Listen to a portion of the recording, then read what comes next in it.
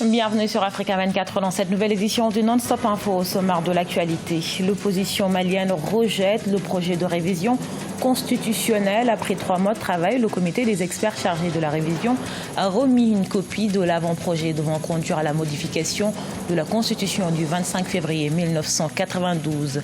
Les étudiants en médecine congolais résidant à Cuba remontés contre leurs autorités. Ils ont manifesté contre le non-paiement de leur bourse. Le gouvernement congolais se dit rester attentif à leurs revendications. Et puis découverte de Serigne Maktarba, un jeune ingénieur électromécanicien sénégalais. Sa passion est la fabrication des armes pour l'armée de son pays. Toutefois, il fait face à des difficultés pour réaliser sa passion. Mais tout d'abord, l'Union africaine rejette totalement la prise de pouvoir par l'armée soudanaise ainsi qu'une période de transition de 2 ans. Ce lundi, l'institution panafricaine a donné un ultimatum à l'armée. Cette dernière a 15 jours pour remettre le pouvoir aux civils, sans quoi le pays serait suspendu de l'organisation continentale. Pour rappel, la suspension d'un pays de l'organisation africaine est quasi automatique dès lors qu'un coup d'État militaire est reconnu par l'institution. En 2015, le Burkina Faso avait subi le même sort comme l'Égypte et la Centrafrique. 2 ans plus tôt, tous trois ont depuis leur réintégré l'Union africaine. Au Mali, le projet de révision de la Constitution suscite la polémique alors que le président Ibrahim Boubacar Keïta tient à cette révision dans un contexte sociopolitique difficile.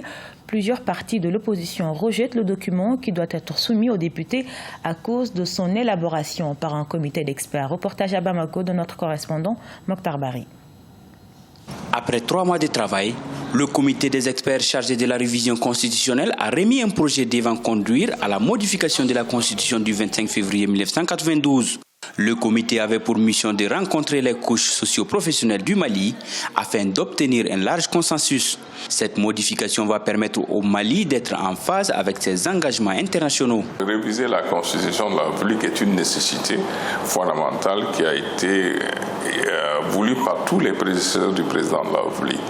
Maintenant, aujourd'hui, on doit réviser parce que l'accord pour la paix et la réconciliation issu du processus d'Alger prévoit des dispositions qui ont valeur constitutionnelle. Mais nous avons aussi une directive de l'UEMOA qui nous demande de créer une Cour des comptes. Le chef de l'État a initié une série de consultations auprès de la société civile, des religieux et des partis politiques. Les 2 rassemblements d'opposition qui sont le Front pour la sauvegarde de la démocratie et la coalition des forces patriotiques ont simplement décliné l'offre. La révision constitutionnelle apparaît aux yeux de nos interlocuteurs comme la seule priorité du moment. Ceci est aux antipodes de notre ambition pour le Mali. Un Mali debout, réconcilié, sécurisé, uni et solidaire. C'est pour cette raison que nous avons décliné l'invitation qui nous a été faite. Malgré la réticence de l'opposition, les consultations se poursuivent. Le projet devra être soumis à l'Assemblée nationale pour lecture avant d'être soumis aux Maliens lors d'un référendum.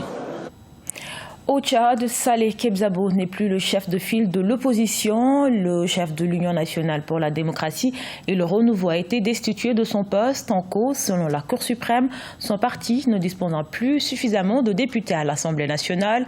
En effet, l'UNDR a perdu 2 de ses députés. C'est désormais Romain Doumgar Félix Nialbé de l'Union pour le renouveau et la démocratie qui a été désigné comme chef de file de l'opposition. Une nomination rejetée par Saleh Kebzabo. Il dénonce un complot du parti au pouvoir. Ils sont près de 2000 étudiants en médecine originaires de la République du Congo à Cuba. Ce 8 avril, ils ont manifesté contre le non-versement de leur bourse par le gouvernement congolais. Une demande entendue par les autorités qui se sont voulues rassurantes. Corinne Comdem. Les étudiants congolais en médecine à Cuba obtiennent satisfaction après des manifestations devant leur ambassade à La Havane. C'est par centaines qu'ils protestaient devant la représentation diplomatique de leur pays contre le non-paiement depuis plusieurs mois de leur bourse d'études. Une situation qui est en voie de connaître un dénouement. Le gouvernement congolais, qui dit rester attentif à leurs revendications, s'apprête en effet à dépêcher une délégation à Cuba pour apporter satisfaction à leurs revendications, mais aussi pour rassurer les autorités cubaines. Il n'y a pas une volonté particulière du gouvernement ou de qui que ce soit au plus haut niveau de l'État de laisser volontairement nos étudiants à travers le monde dans une situation de détresse.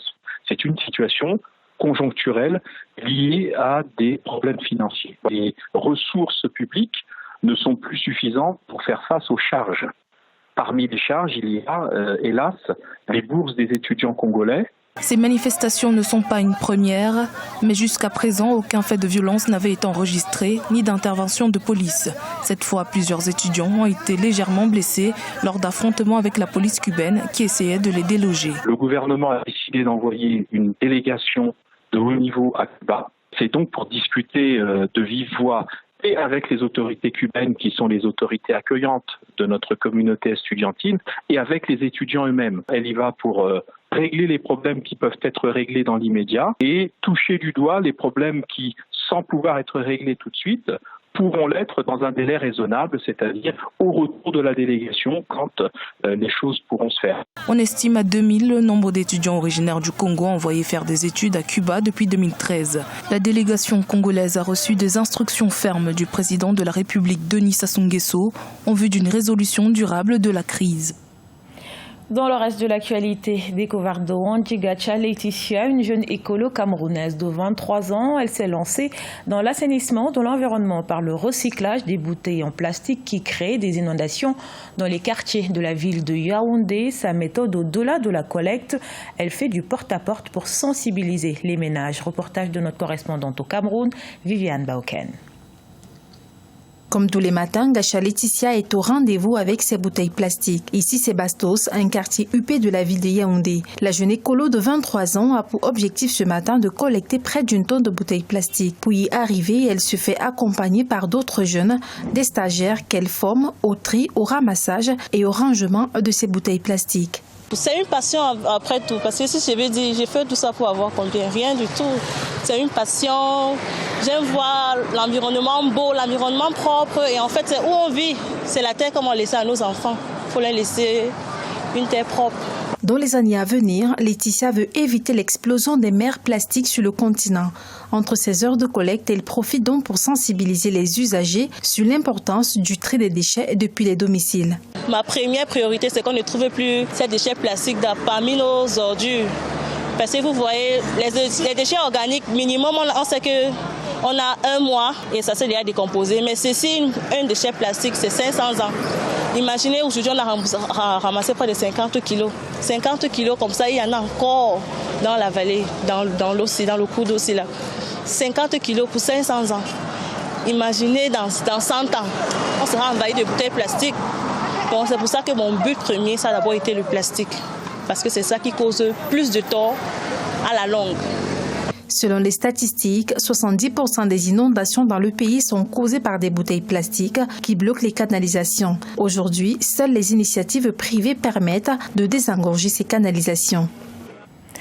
Autre jeune prodige, cette fois au Sénégal. Il est le seul Sénégalais connu dans l'industrie de l'armement. À 31 ans, Serigne Maktarba, à travers son entreprise Kimikamiya Industries, a conçu plusieurs types d'armes. Toutefois, l'ingénieur électromécanicien est confronté à des difficultés pour promouvoir son activité, c'est-à-dire fabriquer pour l'armée sénégalaise des blindés. Reportage de notre correspondant à Dakar, El Adjindiaï. Serigne Maktarba, un Sénégalais qui se distingue par son savoir-faire. Grâce à lui, fabriquer des armes de guerre au Sénégal n'est plus un rêve. L'électronicien sénégalais construit et fabrique également des fusées avec des matériaux locaux. L'aventure commence en 2000 avec la première fusée qui aurait atteint une distance d'environ 300 mètres en poussée verticale. Généralement, dans nos pays africains, on a un problème de sécurité. Et le problème de sécurité est directement lié au problème de la capacité de défense. Voilà. C'est la raison pour laquelle aussi, en développant tout ce qui est roquettes, missiles, systèmes blindés et autres, j'essaie d'apporter ma petite contribution à cela. Produit du Prytanée militaire de Saint-Louis, il a aussi créé le gilet pare-balles Made in Sénégal, le blindage pour tout type de véhicule, le système automatique de visée et de tir. Une fois que j'ai mis en place l'industrie, j'ai été en collaboration avec le ministère des Forces armées et le ministère de l'Enseignement supérieur et de la Recherche scientifique, parce que je fais aussi de la recherche. C'est comme si j'ai été bloqué pour haute compétence. C'est-à-dire, généralement, on les jeunes entrepreneurs sont bloqués, non pas par les Occidentaux. On a l'habitude de dire que les Occidentaux nous bloquent, mais non. Des fois, les blocages sont ici. Serigne Mactar Ba est le seul Sénégalais connu dans l'industrie de l'armement. L'enjeu est de taille car la production industrielle de ces fusées permettrait de créer de nombreux emplois et de favoriser davantage certaines disciplines scientifiques, favorisant ainsi la souveraineté technologique de l'Afrique. Ce journal a été réalisé par l'ensemble de la rédaction. Merci pour votre fidélité. Retrouvez dans un instant une nouvelle édition de l'actualité sur Africa 24.